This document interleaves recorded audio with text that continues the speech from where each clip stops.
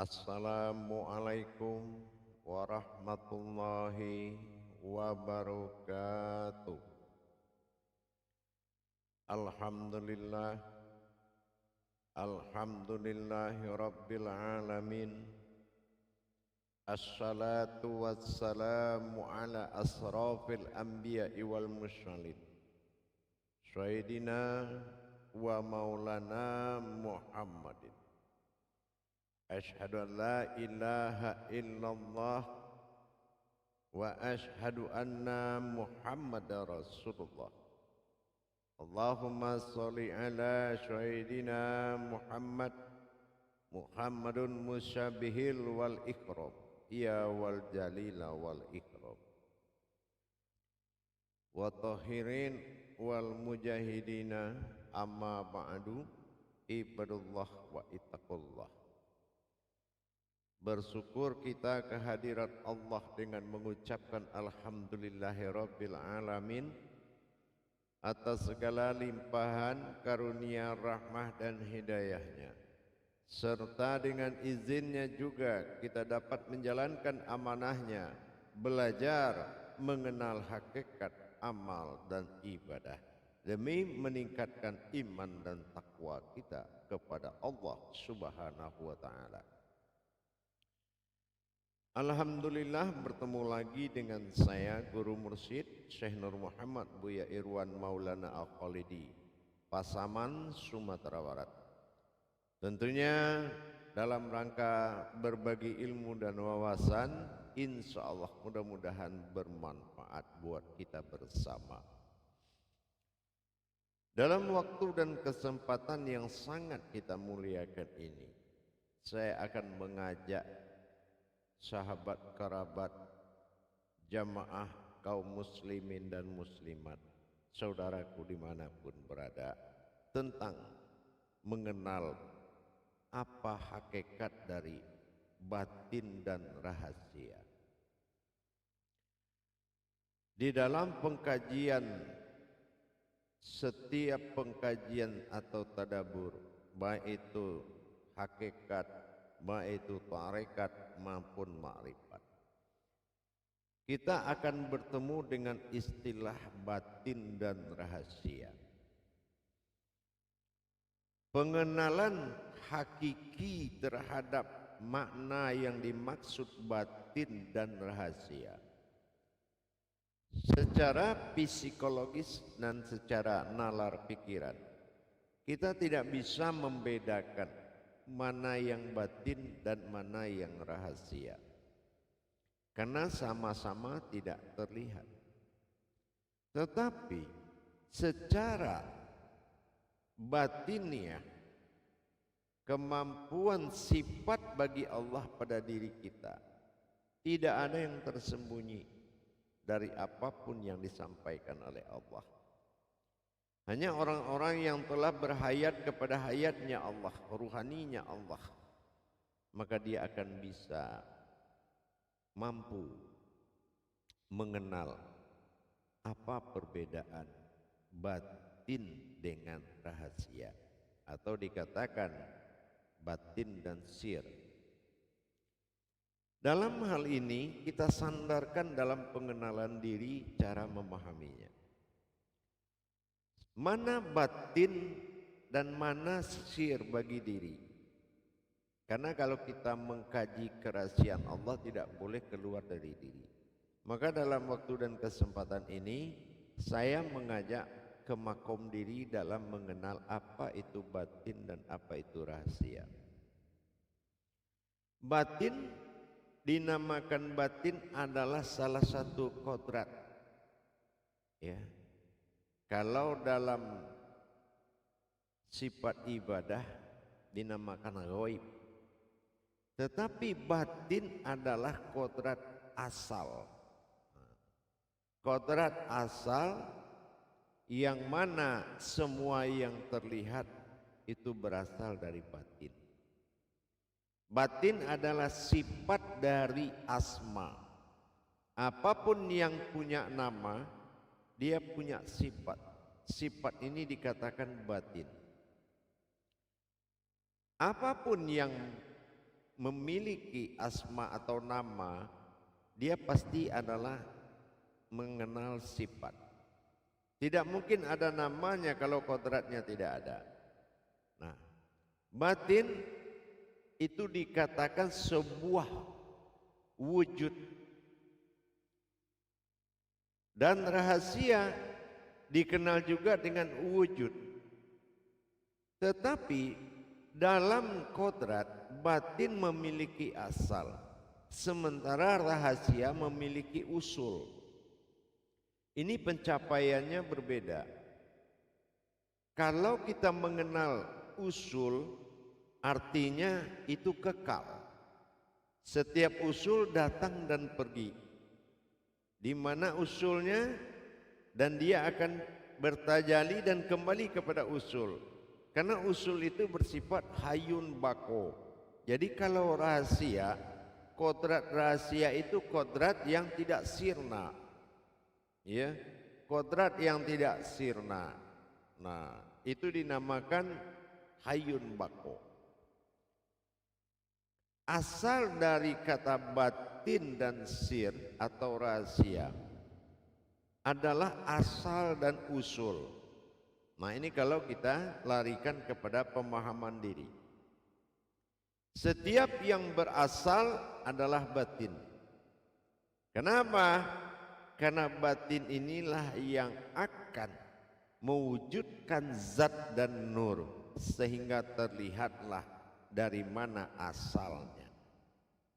Penjelmaan atau hayat dari batin itu dinamakan kodrat sir atau rahasia, tapi dia mewujudkan yang sifatnya zat dengan nur, artinya segala kehidupan, tetapi tidak kekal. Kenapa? Karena batin juga akan lenyap di dalam sirnya Allah. Nah, kalau sir, rahasia, itu adalah sebuah wujud batin bagi Allah. Nah, itu namanya sir, wujud batin bagi Allah. Jadi sir adalah kodrat rahasia yang kodratnya adalah ketuhanan. Semua ketuhanan, kodrat ketuhanan itu disebut sir. Contohnya nyawa bagi kita, sifat bagi Allah. Batin al-faqullah, artinya batin Allah juga ada yang terlihat tetapi sifatnya sir. Gitu. Nah, kita mengenal setiap kerahasiaan Allah adalah bako, kekal. Ya. Nah, ini diwujudkan kepada sebuah batin ketuhanan. Nah, kita ambil kepada diri, dinamakan bilah. Bilah adalah bako bilah. Bako bilah ini adalah batin Tuhan yang tunggal, yang kekal. Ini namanya sir, ya, rahasia. Wujudnya, kodratnya adalah batin, tetapi sifatnya rahasia dan kodratnya kekal. Jadi perbedaan antara makom rahasia dan makom batin adalah kekekalan. Tapi kalau batin sifatnya fana, gitu. Sifatnya fana. Fana itu artinya dia luput dan bisa luput. Contohnya yang berasal dari alam semesta ini berasal dari batinnya Allah. Nah, ini bisa luput. Nah, ini dinamakan fana. Setiap batiniah dinamakan fana. Ya. Nah, ini asal usul alam ini dari fana. Nah, dari fana inilah munculnya batiniah. Nah, itu. Kalau sir itu wujudnya rahasia, kodratnya kekal. Nah, kalau di tubuh kita melihat antara nyawa dengan tubuh. Nyawa dengan tubuh.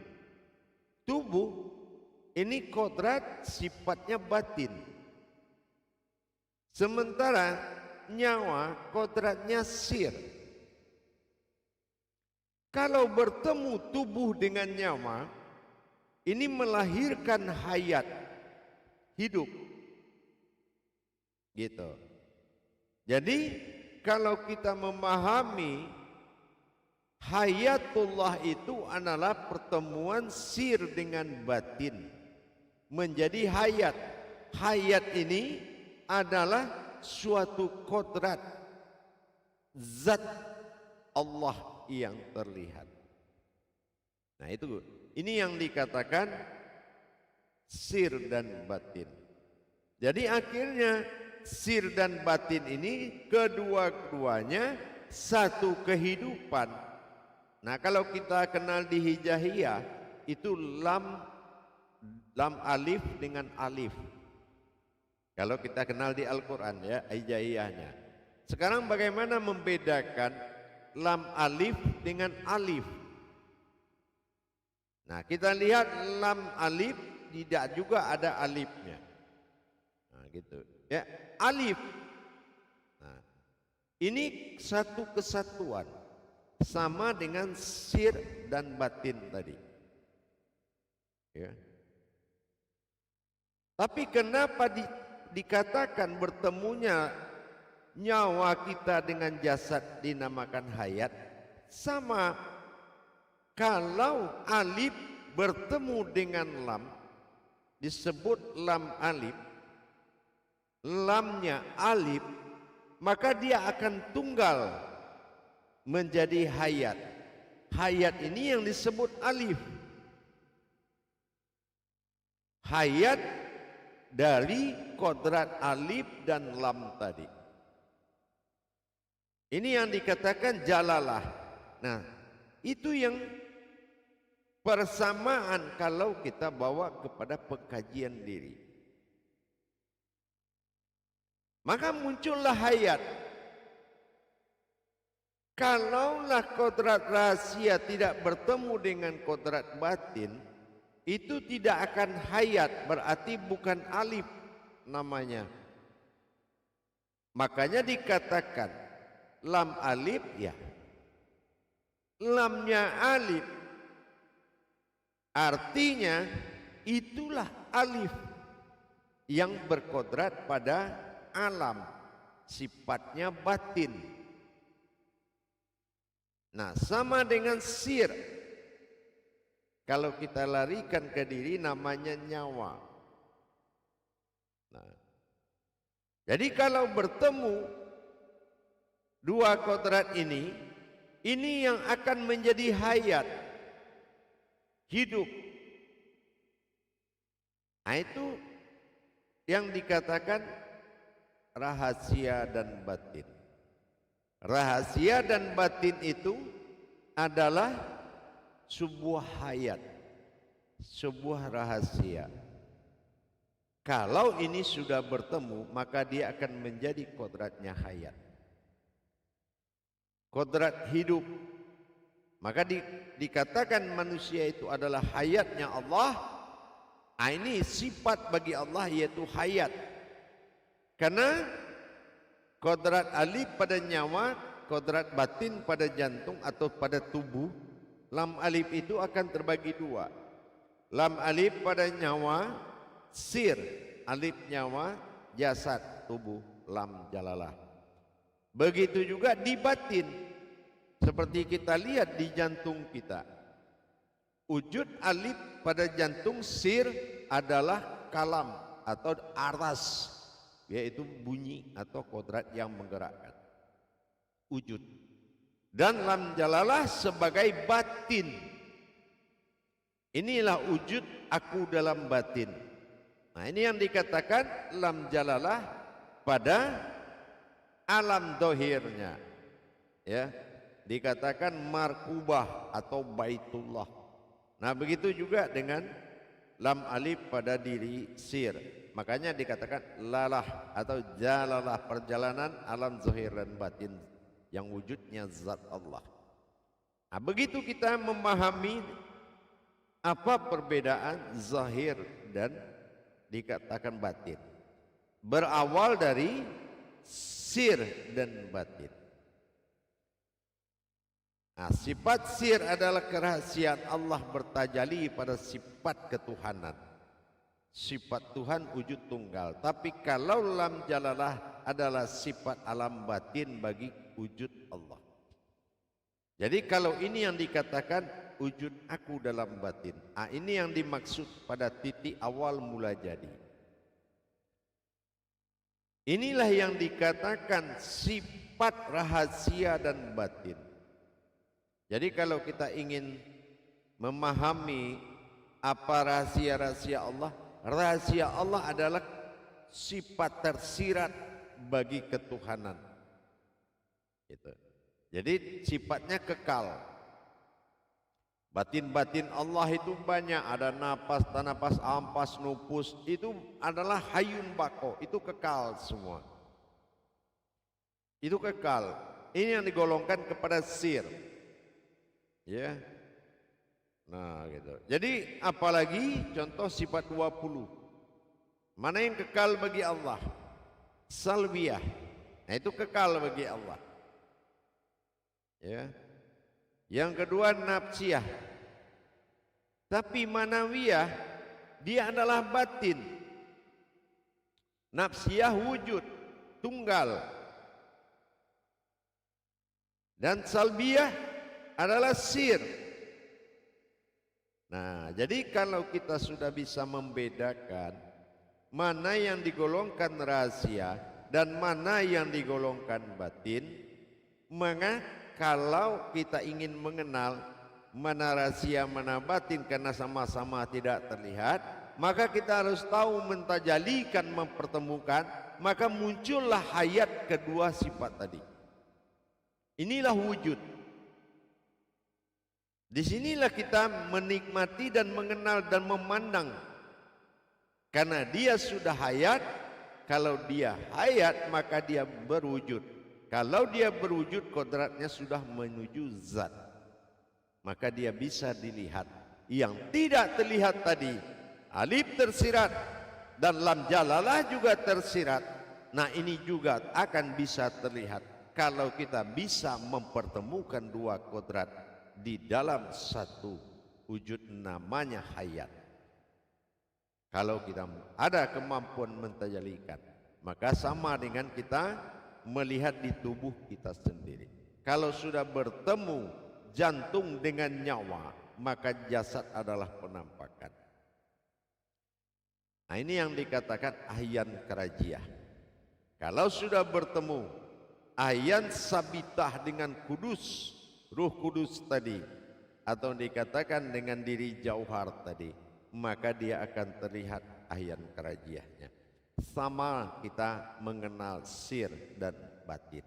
Mengenal sir dan batin itu agar bisa dia terlihat, maka Allafa kata alif satukanlah. Nah, dengan kita satukan persandaran sifat sir pada nyawa dan lam pada jalalah pada batin jantung, maka ini yang dikatakan hayatullah, maka terlihatlah berwujud alif. Nah, ini yang dikatakan alif.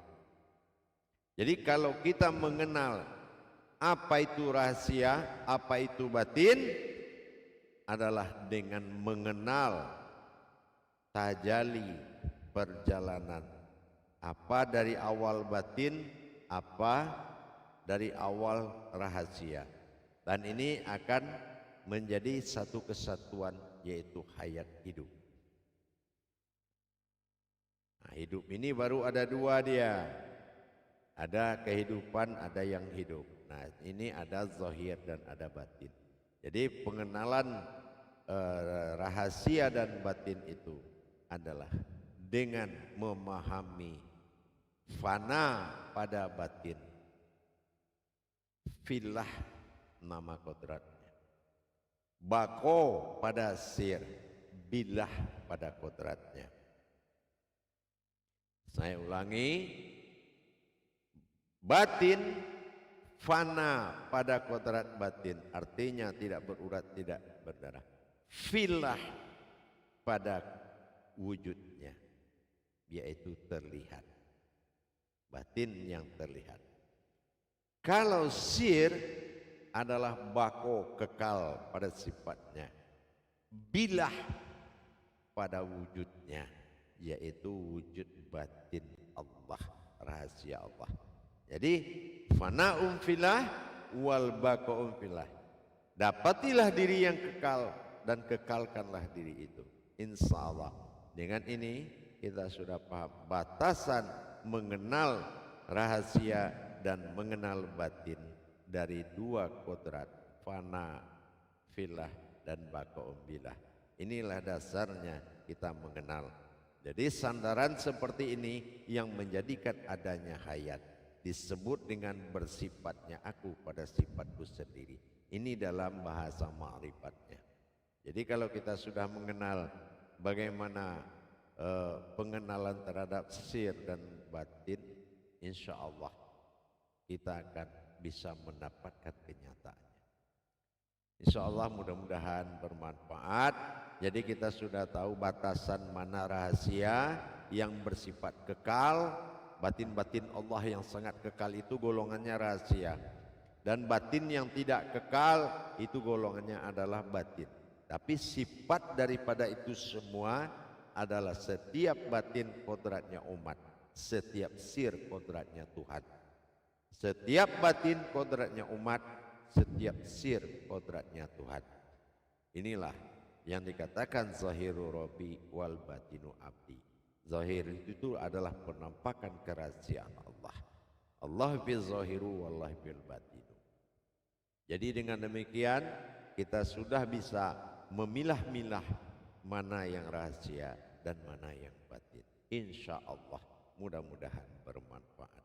Akhirul kalam wabillahi taufik wal hidayah. Wassalamualaikum warahmatullahi wabarakatuh.